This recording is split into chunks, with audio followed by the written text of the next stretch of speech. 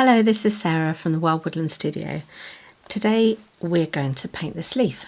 I thought this would be a really nice subject to talk about how to use wet in wet and wet on dry, and how to apply a variegated wash. And yeah, it's a nice simple shape, but we can learn a lot and practice our techniques by using this. So before we get into the actual painting, I thought I would just show what colours I'm going to use.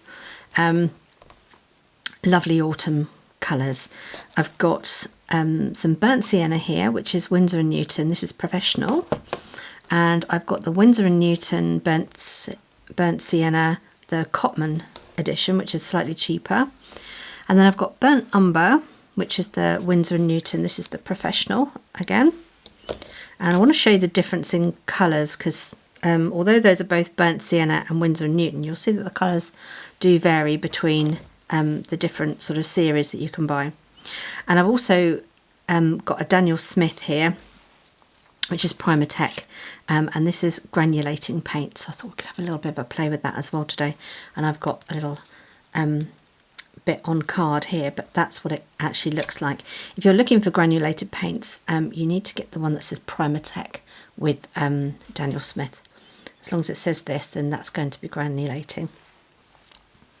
So I'll pop those tubes over there, and I've got them on here because I was practicing with some students, and I put it on a nice bit of board just so it's easier. So that's what we're going to play with.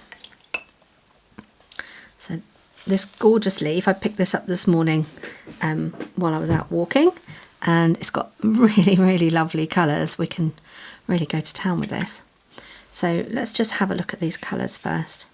So this is the burnt sienna, which is the Winsor & Newton, and this is the professional. Look at that. That is so lovely. So you've got really nice rich pigment there.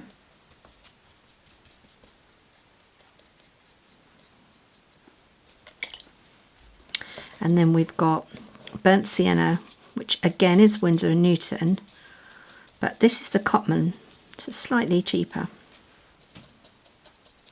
There's not a lot in it, but there is a difference.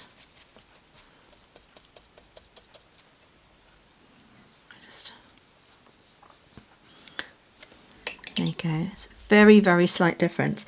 The professional has a slightly richer tone to it. It's more of a burnt colour, whereas this is more of a straightforward orange, I would say. Whereas this has got a deeper quality to it, and it's giving me more pigment. I'm having to work a lot more on the Cotman, and I'm not getting that intensity. So there is a slight difference.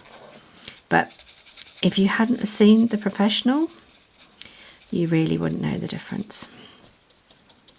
I've been using the Cotman version for a really long time. I've only just played with the professional, so don't worry about it. I know they're expensive. I've just got to a point where I can sort of treat myself to the odd tube. But for years and years, I've just used the cheaper variety because that's what my budget was. So it's absolutely fine. And there's the burnt umber. Now this is the professional. So you do get a really nice depth of tone with the professional paint. You can feel the difference on your paintbrush, that's all I'll say. You just can't get that depth with that one, look. So they are worth it if you can treat yourself. If you do a lot of browns or a certain colour, maybe put it on your Christmas list. So those are the ones I'm going to use for this leaf. I think they're gorgeous. And this is the, I don't know how to pronounce it, so forgive me, Zoisite Genuine. It's a very strange name. Now this is Daniel Smith paint, which we all know is lovely, and they granulate beautifully. So if I leave that, you start to get it all starts to break up, and this is, you can see on here where it's just sort of started to sort of crack, and you get those effects. Really pretty. Yeah, it's starting to granulate here as well. Doesn't even need to dry much, it's doing it already, look. Really clever, and it's made from real minerals and crystals. That's why this range granulates like that, but it's really, really lovely for certain effects. The texture in that is amazing, so I thought it'd be quite fun to add it into my leaf. If you don't have it, don't worry.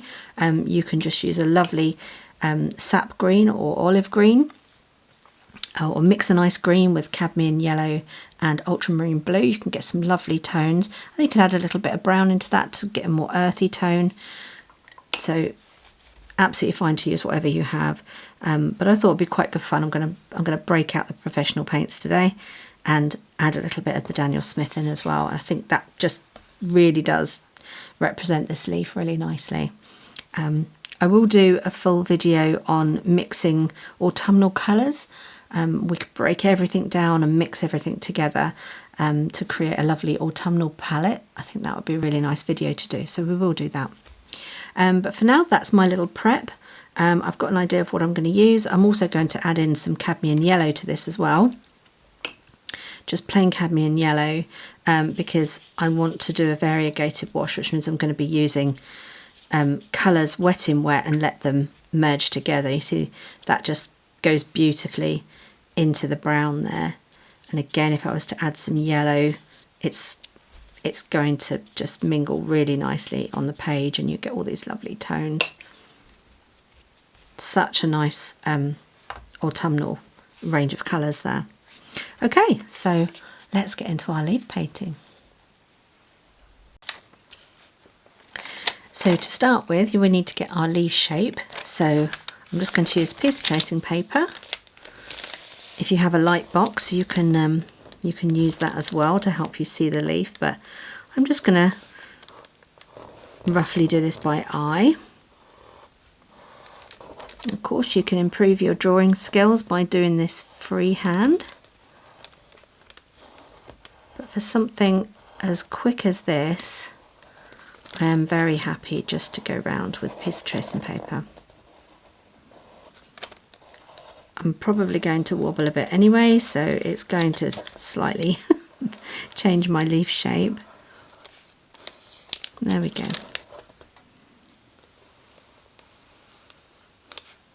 Now, just as a tip, I only ever, when I'm doing something really thin, like this, the stem here, I just do one side of it, because trying to do both, there's no point, because your paintbrush is so thin anyway. You may as well just sort of go down the one line and let the other side of the paintbrush dictate what that line is. You're not going to get any pencil marks. That's just what I like to do. So there's your leaf. So we can then turn that over.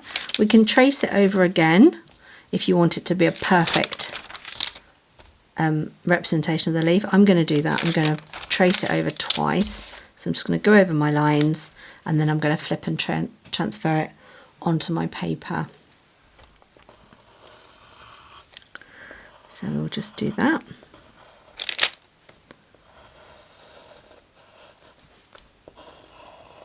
You can fast forward me, or we can do it together.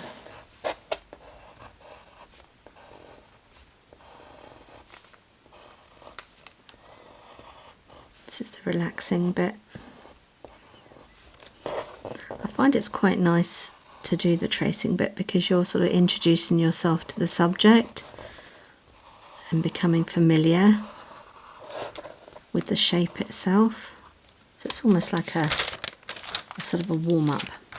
Okay, so we need to get your paper. Okay, so I've traced my leaf, and I can now transfer it into my book. So just hold it steady, do one little line, just make sure it's coming through. I think I've just managed to get some blue paint on some, yeah, there's a bit of blue paint. Hang on. These things happen. To play it safe, I'm going to just turn my book around and go to another page. Okay, I've got rid of the little bit of blue. These things happen, but I thought it's better to stop and start on a fresh piece of paper because I got a bit of really strong blue paint, and I knew that once I started painting, because I want to add a little shadow to my leaf, once I started doing that, if I had that blue there, that's going to cause me a problem later. And these things happen, so I don't edit them out. If things like that happen, I keep it in because it's probably going to happen to you as well at some point. So we show all the reality of painting and the mistakes you can make, because that's how you learn. It's not real life if you edit it all out, is it? Oh, going a bit wonky. There we go. So just hold your tracing paper still and you should... Aha! Right, now I couldn't really press... I'm just going to draw this bit. Look, I could almost trace around my leaf. Look at that. It's very handy, this leaf has given me. Such a lovely shape. There we are. And of course you can vary a little bit. Right, so I'm going to say that's, I'm just leaving a little space there, you see. And then my paintbrush will determine the other side of that. So I just want to fill in any little bits where I can't see the edges, just so I know where I'm going, just very, very delicately. I'm planning to make my corners darker because you can see there's a darker element around the sides of the leaves. The lighter areas are in the inside, so you don't have to worry too much about your pencil marks showing through because it's a bit forgiving, this subject. There we are, lovely leaf. I don't know if you can see that yet, it's quite light, but as soon as we get some colour you'll be able to see what I'm doing, and it should look like that, sort of. Now I also want to do a little bit of like a shadow around the actual leaf, so we just need to have a little think where the shadow would probably fall. So let me have a look. Yeah, it's probably going to be something like, I'm just going to draw in a little bit of a shadow here.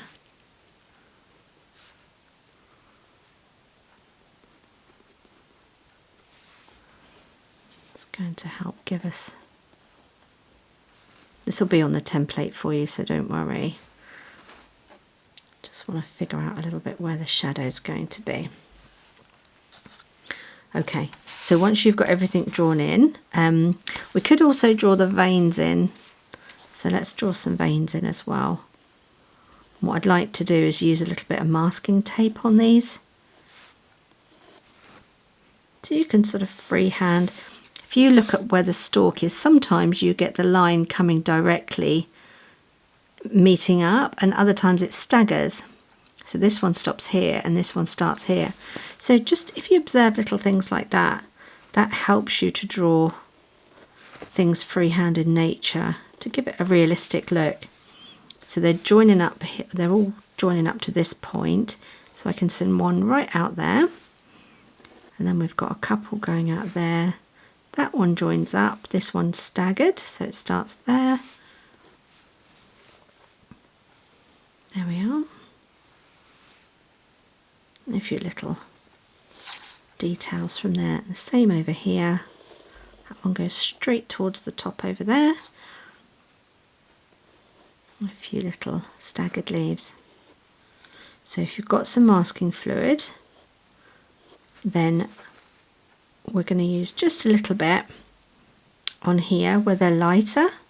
If you don't have masking fluid, don't worry, you can skip that piece, and where we go lighter you could paint in a bit darker right at the very end with your veins, and you'll get the same sort of effect. So don't worry if you don't have masking fluid, but it is lovely if you can get hold of some because it lasts a long time and it's useful for all sorts of things in watercolour. Okay, so once you've got your leaf drawn out, grab your masking fluid and we're just going to protect these veins. So we're going to start by mixing our colours.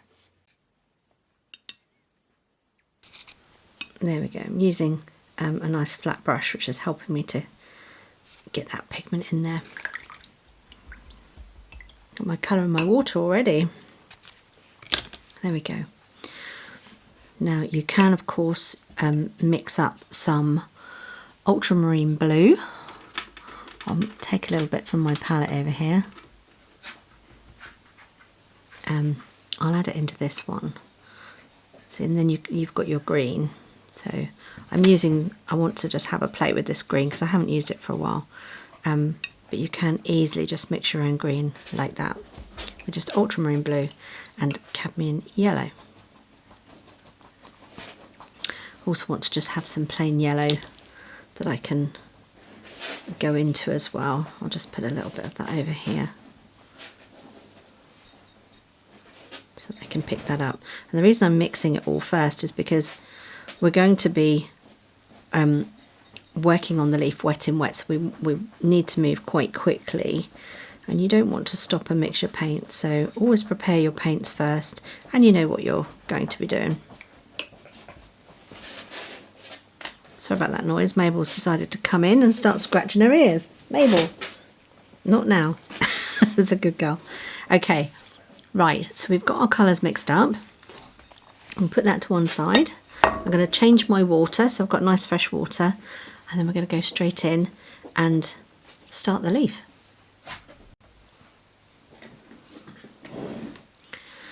So I just wanted to also mention I might use a little bit of this deep scarlet red as well, which is also Daniel Smith. I might just drop a little bit of that in as well, or you could use just a cadmium red, just a standard colour. These are Winsor & Newtons, and there's cadmium yellow as well, so you can mix the two and make some oranges as well. But yeah, plan all your colours before you go straight in. Okay, I'll get rid of that paintbrush now. I'm going to use a Daily Rowney. I've got a number 10 round, and I've got a 6 and a 4 as well, so I'm going to be using something like that. You could use a filbert, but I think a round brush would be better because you've got to get into those little corners. So I'd say any sort of medium and small. This one actually might be too big actually. I might go for the, yeah, I think that's going to be big enough. I'm going to go for a 6 and a 4. I may not even need the 4, but it's standing by just in case. Okay, so can you see my colours? Fresh water, paper towel, definitely essential, you need a paper towel. Okay, so now that our leaf is ready, there's two ways of doing this. You can pre-wet your paper. This gives you more time, so you can fill in your whole area without any chance of it drying on you and creating lines that you don't want. Or if the area is small enough, you can work quite quickly and add the leaves, be able to fill it in.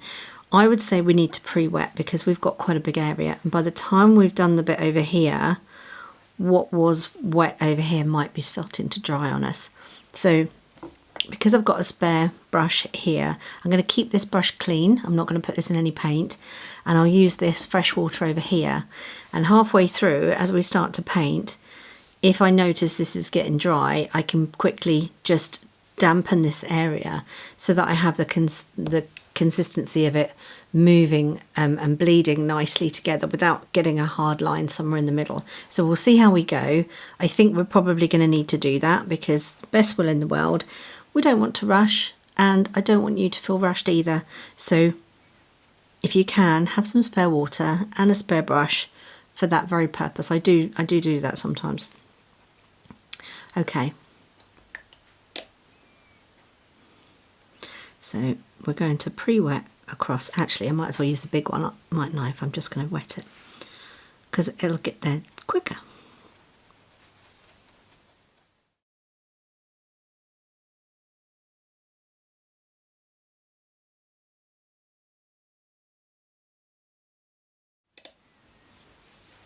Okay, so my leaf is now nicely damp. It's just got a soft sheen of water on it. No swimming pools, we don't want it to be flooded.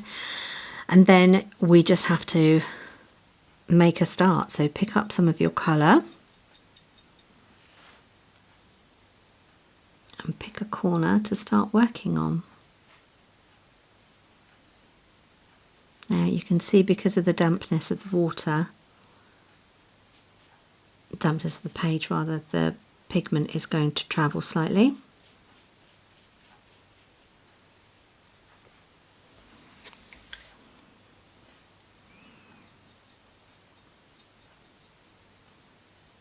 I'm going to pick up a slightly different colour.